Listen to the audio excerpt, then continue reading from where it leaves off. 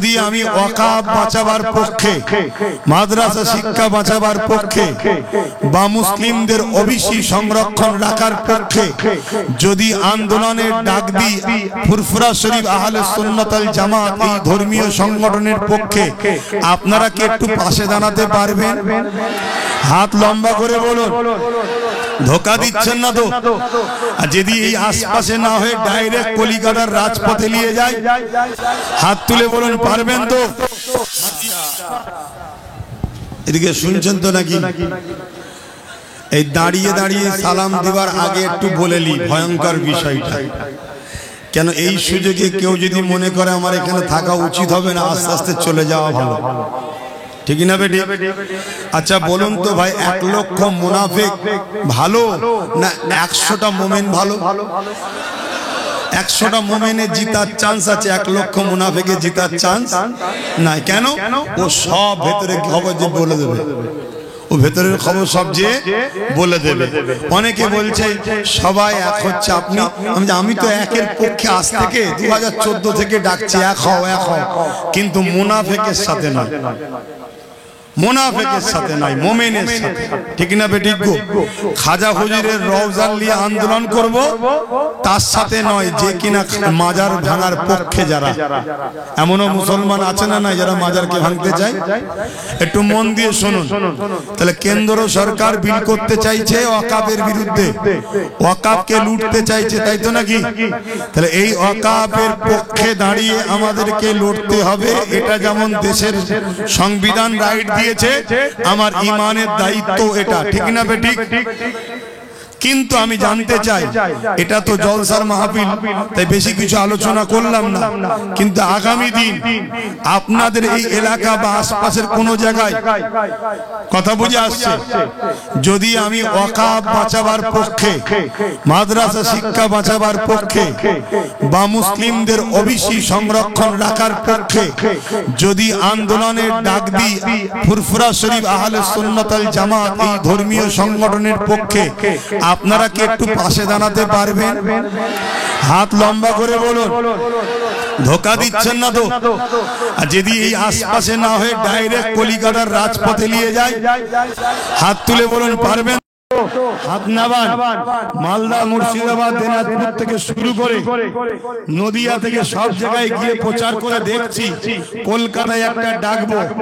আমার টার্গেট 20 থেকে 30 লক্ষ লোক, তার মধ্যে আপনারা থাকবেন তো নাকি?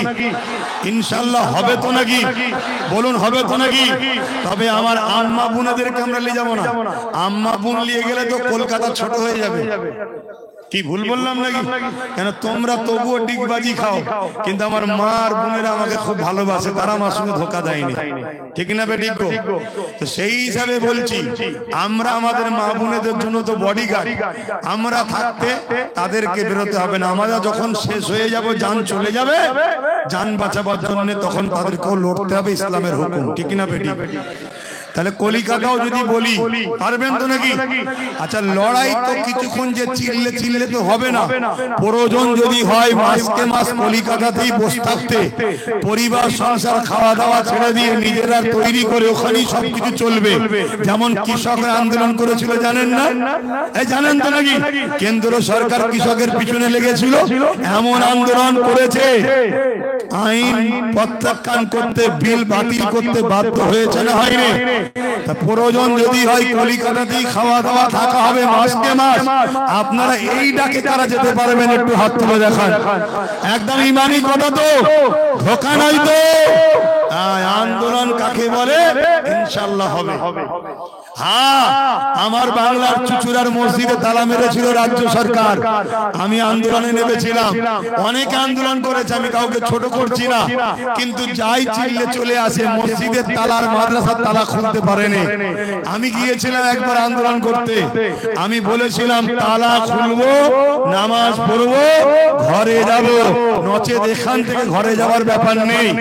তারা অনেক ফোর্স সব নামাচ্ছিল, আমি বলেছিলাম ফোর্স নামিয়ে লাভ নাই, আজ নাই সংখ্যা কম, একটু পিটিয়ে দেবে, কালকে কিন্তু যেখানে পাবো সেখানে ওসুল করে নেবো।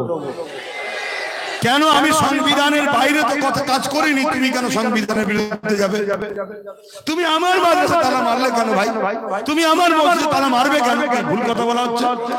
লাস্টে তালা খুলে দিয়েছিল, সাধুবাদ জানিয়েছি, সৎ বুদ্ধি উদয় হয়েছে, ভালো কথা তো, ভালো কথা তো। তুমি তোমার লাইনে থাকো না, আমাকে আমার লাইনে থাকতে দাও। তালা খুলেছে, নামাজ পড়েছি, ঘরে এসেছি, বলুন আলহামদুলিল্লাহ। আমি কিন্তু সেই আব্বাস সিদ্দিকী, জানের মায়া করিনি আল্লাহ রসুলের ব্যাপারে এসে গেলে। সেই জায়গায় আপনাদের বলি, যখন আল্লাহ রসুলের ব্যাপারে আসবে তখন পরিবার, সংসার, বাচ্চা, পেটের কথা ভাবলে হবে না। তো মাসকে মাস যদি প্রয়োজন হয়, তৈরি আছো তো নাকি? একদম মিথ্যা বলছো না তো? আরো একবার সাক্ষী রেখে বলো, আল্লাহ হাতকে কবুল করেন, বলুন আমিন। ইনশাআল্লাহ তার আগেই মনে হয় বিল বাতিল হয়ে যাবে, চিন্তা নেই। কথা বুঝছেন না বোঝেন না? কিন্তু এই যে হাতটা তুলে দিলে, এটা তুলে লাভ না লস?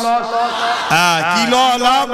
ইব্রাহিম নবীকে আগুনে ফেলেছে, গিরগিটি ফু দিচ্ছে যাতে আগুন ধরে। আচ্ছা, গিরগিটির ফুঁয়েতে আগুন ধরবে? আর আজনাই মুখে করে পানি নিয়ে এসছে, আগুন বন্ধ হয়। আজনায়ের পানি থেকে আগুন বন্ধ হবে? কিন্তু আমার আল্লাহ আজনায়ের ইব্রাহিমের পক্ষে থাকার জন্য তাকে মারা নাজায়েজ হারাম করে দিল, আর গিরগিটি ইব্রাহিমের বিরোধী হওয়ার জন্য মারা জায়েজ করে দিল। তা আমাদের হাত তোলাতে, দাঁড়াও না, আমি ঘড়ি দেখছি, আমার দেখলেন ভুলে গেল। এসব খুব সমস্যা। হাত, এই যে আমরা হাত তুললাম, হাত তুলাতে আল্লাহকে দেখালাম যে খোদা তোমার ঘরের জন্য, মসজিদ মাদ্রাসার জন্য আমরা মাসকে মাস থাকতে রাজি আছি। জোরে বলুন সুবহানাল্লাহ। আরে দোয়া বেশি চাইতে লাগে না, দরকার দোয়া ছোট করে দেবো, হাত তুলবো, বলবো দিলের যা খবর আছে জানেন, কবুল করলেন, শেষ করে দেবো, মিটে যাবে। বেশি দোয়া চাইতে লাগে নাকি? বেনিয়ে বেনিয়ে হাজার খুন বলবো, দিলে মুনুমরা ঢুকে আছে, কবুল হবে নাকি? লড়াই তো করছে আল্লাহ রসুলের জন্য, বেশি চাইতে, হাত তুলতেও লাগবে না, কবুল হয়ে যাবে দিলের কথা। জোরে বলুন সুবহানাল্লাহ। তা আমি যে ভয়ঙ্কর কথাটা বলছি সেটা হলো এটাই, তাহলে কেন্দ্র সরকারের অন্যায়কে মেনে নেওয়া যাবে না। কেন? সে ইসলামে আঘাত দিয়েছে। ধরুন আপনি একজনের সঙ্গে ব্যবসা করেন, সেই ব্যবসায়ী আপনার কোরআনের বিরুদ্ধে কথা বললো, তার সাথে আর ব্যবসা করা যাবে? একটু সারা দেবেন? তার আগে পর্যন্ত ঠিক আছে, যদি অমুসলিমও হয় ব্যবসা জায়েজ না জায়েজ নাই, মানুষ মানুষের সঙ্গে বিজনেস করবে, কিন্তু কোন জায়গাও যদি কোরআনের বিরুদ্ধে বলে আর সম্পর্ক রাখা। আচ্ছা বলুন তো, যদি আপনার ভাই, আপনার আপন তো নাকি, সে যদি আপনার কোরআনের বিরুদ্ধে কথা বলে, সম্পর্ক রাখা? এই জোরে বলে, জোরে বলে, কারা বলছেন একমত? হাত তুলে দেখান। ঠিক তো নাকি? হাত নাবান। এরপরে যে কথাটা বলবো মন দিয়ে শোনেন। আচ্ছা, কেউ যদি আপনার আপন জন ছিল, তাকে আপনি আপন মনে করে ভালোবেসেছেন, সে যদি ক্ষমতায় এসে কোরআনের বিরোধী করে, তাকে আর ভালোবাসা যাবে? ভালোবাসা যাবে? হাত তুলে বলুন। আমার মা বোনেরা এই কথাটাই আল্লাহকে সাক্ষী রেখে হাত আপনারাও তোলেন, আমাকে দেখাতে হবে না, আল্লাহ দেখছে। তাকে ভালোবাসা যাবে না? আচ্ছা, আপনাদের কাছে খবর আছে মাদ্রাসা শিক্ষা বোর্ডে কোরআনকে রাজ্য সরকার বন্ধ করে দিয়েছে, আপনাদের কাছে খবর আছে? জোরে বলেন, কার কার কাছে খবর আছে? হাত তোলেন। দেখুন কয়েকজন, কেন্দ্র অত দূরে ওয়াকাফ করছে, খবর সবার কাছে, আর আমার ঘরে বাংলাতে রাজ্য সরকার মাদ্রাসা থেকে কোরআনকে তুলে দিয়েছে, এটা আমাদের কাছে খবর নেই। কেন খবর নেই? কেন্দ্র আমাদের উলামাদের মধ্যে থেকে কিছু উলামাকে পয়সা দেয়নি, তাই এই খবরটা আমরা পেয়েছি। যদি কেন্দ্র উলামাদের পয়সা দিত, মনে হয় ওই খবরটাও পেতাম না। রাজ্য পয়সা দেয়, এই রাজ্যের এই অন্যায়ের বিরুদ্ধে কথা হয় না, তাই তো খবর নেই। কথা বুঝছেন না, বোঝেন না? কিন্তু আমি জানতে চাই, যদি কোরআনকে তুলে দেয় যারা, তাদেরকে কি সাপোর্ট করা আমাদের জন্য ঈমান থাকবে? হাত তুলে বলুন থাকবে, হাত তুলে বলুন থাকবে। এখানে যদি রাজ্য সরকারের পক্ষে কোনো বন্ধু থাকে, তিনাকে সম্মানের সাথে বলছি, তুমি যদি ঈমানদার হও, তোমার কাছে কোরআন আগে না রাজ্য সরকার আগে ফয়সালা করো। যদি বলে কোরআন আগে, তাহলে তুমি রাজ্য সরকারকে গিয়ে বুঝাও, তাকে গিয়ে বুঝাও যে আমরা তো তোমারই পক্ষে, কেন আপনি কোরআনের বিরোধী করছেন? কেন কোরআনকে তুলে দিচ্ছেন? আপনি দিঘাতে হাজার হাজার কোটি টাকা খরচ, 200 কোটি টাকার উপর খরচ করে মন্দির করছেন, আমাদের মসজিদ তো করছেন না, তাও চুপ আছি আমরা। কিন্তু আমার কোরআনকে আপনি তুলছেন কেন? তাই আপনাকে ভালোবাসি, আপনাকে বুঝাচ্ছি, কোরআনের বিরুদ্ধে লাগবেন না। যদি সত্যি আপনার গভর্নমেন্ট আপনাকে পছন্দ করে, তাহলে আপনার কথা শুনে কোরআন যেমন ছিল তেমন রেখে দেবে। কোরআন যদি থাকে, আমার বলার কিছু আর উপায় থাকবে? এই জোরে বলেন। কিন্তু সে যদি কোরআনকে তুলে দিয়ে তার জায়গায় মজবুত থাকে, আল্লাহকে সাক্ষী রেখে বলেন, কাদের কাছে? সরকার, নেতা, মন্ত্রী, বাপ মা, সবার আগে কোরআন একটু হাত তুলে দেখাবে। ইহা সত্য না মিথ্যা? তাহলে আজ থেকে প্রতিবাদ করুন, কোরআনের পক্ষে দাঁড়ান। কোরআন আমার ছিল, কোরআন আমার আছে, কোরআন আমার থাকবে। যে কোরআনকে তুলছে সে যদি মনে করে এই ইমানদারের ভোট নেবে, মনে রাখবে কোরআনের দুশমনকে সাপোর্ট করলে কাফের হয়, কাফের হয়। ইমাম মন্ত্রী বলি সাহেব, পীর সাহেব, পীরজাদা সাহেব, সবাইকে বলছি, এখনো সময় আছে, তওবা করো। জানতে না আলাদা কথা, জেনে গেছে পরিবর্তন হোক। যদি মনে হয় হুজুর পরিবর্তন হলে তোমার মাইনে বন্ধ হয়ে যাবে, আরে ওরকম মাইনেকে লাথি মারো, রেজেকের মালিক আল্লাহ। এরপরও আমি বলে যাচ্ছি, যদি তুমি প্রকাশ্য বাইট দিয়ে বলতে পারো যে রাজ্য সরকার কোরআনকে তুলে দিচ্ছে বলে আমি এই মাইনে আজ থেকে লিয়া বন্ধ করে দিলাম, তোমার মতো ইমামকে আমি আব্বাস সিদ্দিকীর দায়িত্ব নিয়ে বলছি, মাসে 10,000 টাকা করে মাইনে দেব। দায়িত্ব নিয়ে বলছি, এত রেকর্ড হচ্ছে, এত রেকর্ড হচ্ছে। তুমি আল্লাহর রাস্তায় পরিবর্তন হও। তোমার আমার জন্য আজকে এই জিনিস হচ্ছে, এমন মহল তৈরি করা হচ্ছে, কেন্দ্রের হাত থেকে বাঁচার জন্য রাজ্যের কোলে উঠতে হবে। আর ইনি এই সুযোগে কেন্দ্র যা করতে চাইছে সেটাই করছে, কোরআনকে তুলে দিয়েছে। এই শুনছেন না শোনেন নি? তাহলে বলুন, কেউ যদি কোরআনকে তুলে দেয় তাকে সাপোর্ট করা যাবে? তাহলে এই কথাটা কি আমার বলা ভুল হলো? বলা ভুল হলো? আমি আরো একবার জানতে চাই, কোরআনের পক্ষে কারা কারা একটু হাত তুলে দেখাবেন। মা বোনেরাও হাত তুলবেন, আল্লাহকে দেখাবেন।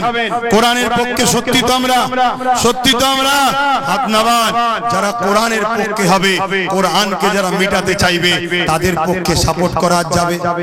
জোরে বলুন, জোরে বলুন। কিন্তু এই জায়গায় দাঁড়িয়ে একটা কথা বলবো, কি যদি সে কোরআন যেমন ছিল তেমন রাখে, তার ভুলটা যদি সে বুঝতে পেরে শুধরে যায়, তাহলে যেমন মসজিদ খুলেছিল সাধুবাদ দিয়েছিলাম, তাহলে আর কিছু বলার আমার থাকবে না। কিন্তু সে যদি তার জায়গায় মজবুত হয়, আমরা ইমানদাররা কি মজবুত নয়? না তার পাওয়ার কি ভয় খেচ্ছে? অতএব আর কথা নাই। সালাম ইয়া নবী, সালাম ইয়া রাসূল, সালাম ইয়া হাবিব, সালাওয়াতুল্লাহ। সকলে বসেন, এখনই দোয়া হবে।